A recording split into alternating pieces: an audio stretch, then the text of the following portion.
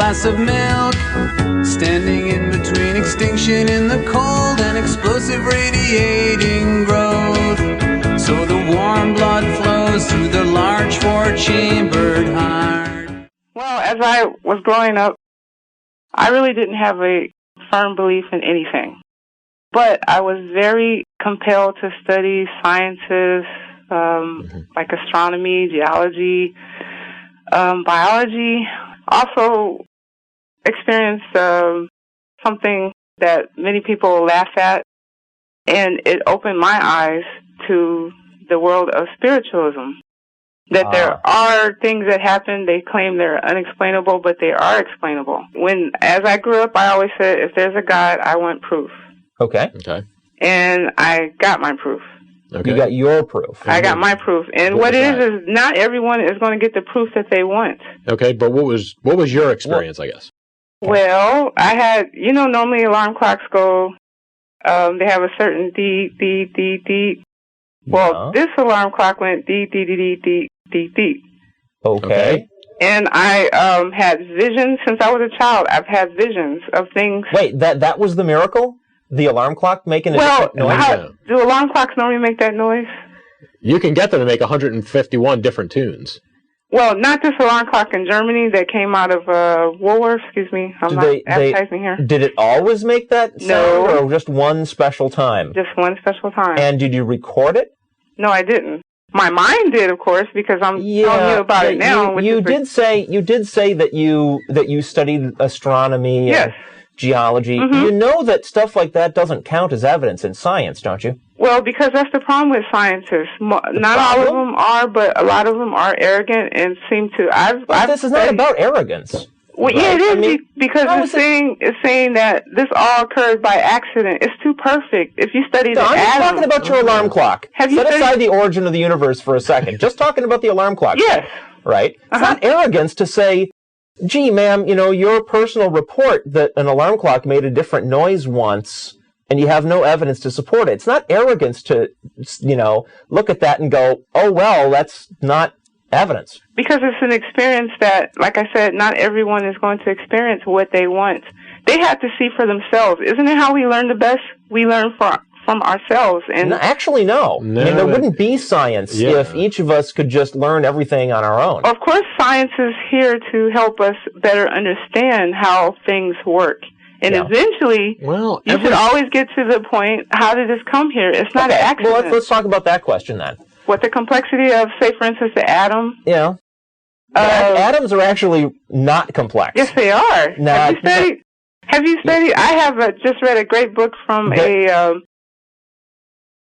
a scientist, and he wrote about the atom and this, when you have the core of the atom. But the atom is made of a relatively finite number of elements, right? That's right. Of parts. And don't they propel around the I know they do. They're weird named things that act weirdly. That's true. So what is that? But it's not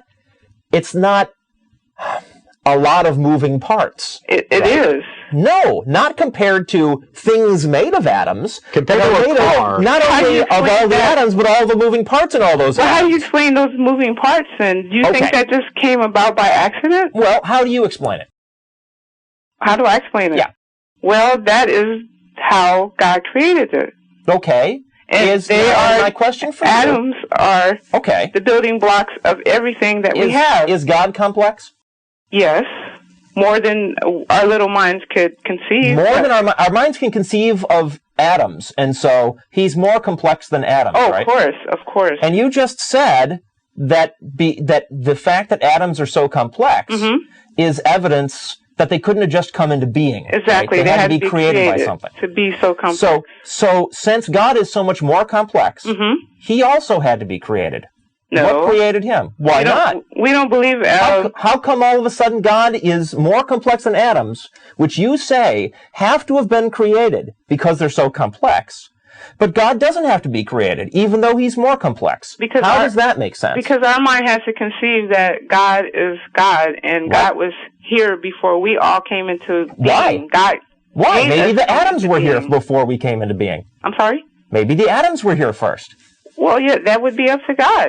But No. You're trying to say that because atoms are so complicated, they had to have been created. Yes. But if a thing has to have been created, if it's so complicated, then if God is more complicated, it's even more of an argument in favor of him having been created. Well, how come you get to shoehorn God in for free and not explain his origins? Because how come? This is what makes a person a believer, regardless. I don't care what religion. What makes a person a believer is called humiliation and submitting oneself to a power greater than us all. But apparently, ma'am, what enables a person to be a believer is they hold completely irrational, contradictory concepts in their head. It may be irrational to you because it's not thinking. To me, it has nothing to do with me. I used to think like you. You made an argument. One day you made an argument. To me. If a thing is so complicated, it had to have been created. Well, it's your argument. How come you get to cheat? I'm not cheating. You're cheating. No, You're saying, this is so complicated it had to have been created. This is more complicated, therefore it's not created? Well, I understand why. It makes no sense. Why do you all have such a problem? Or were there some people in your life that had religious beliefs or foundations and they tried to push them on you and you didn't want to accept them? And you just kept running? What does that have to do with it? How come you're attacking my life? I'm not attacking you. Yes, you are. You're saying, ma'am, because I'm having a problem with your irrational argument, that therefore somebody must have hurt me with religion. That's nonsense. Yeah. Your argument is silly. We're here. I'm going to tell you one thing. When I discuss people with people, we all have opinions, right? Okay. And we are it's wrong here not for anybody because... to trounce on somebody else's opinion. No, actually it's not. It is not wrong to trounce on opinions that are just silly. For you, it's silly, but not for me. Yes, there are basic principles of rational thinking, and they say things like, if you make an argument that a thing that is this complicated has to have been created, you can't then cheat and throw out your argument at the next step so that you let your God off the hook. It's not you can't do that. It has nothing to do with my perspective. That's irrational. Well, you know what I tell everyone? It's just irrational. We are all going to die. That's for certainty, right? And? Regardless of what you believe, right? And that sucks. And? Why does it suck when we believe, as a believer of any religion, that there is life after death? There is. If you're wrong, I'm not wrong. How do you know? What evidence do you have? What evidence do you have that you're right? How do you know that you're not wrong? The alarm clock doesn't cut it. Well, my mother also has had.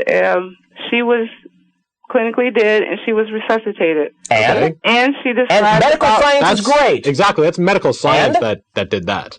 But God gave the doctors the ability to bring. See, that's a miracle. No, actually, what happened is doctors, have been researching how the human body works but children for a don't couple know about hundred this years. research. So, I was an English major, and I had to take a science class. So, and by the way, my knowledge of science to this day goes no further than salt is salty. There, that's it. That's all I know.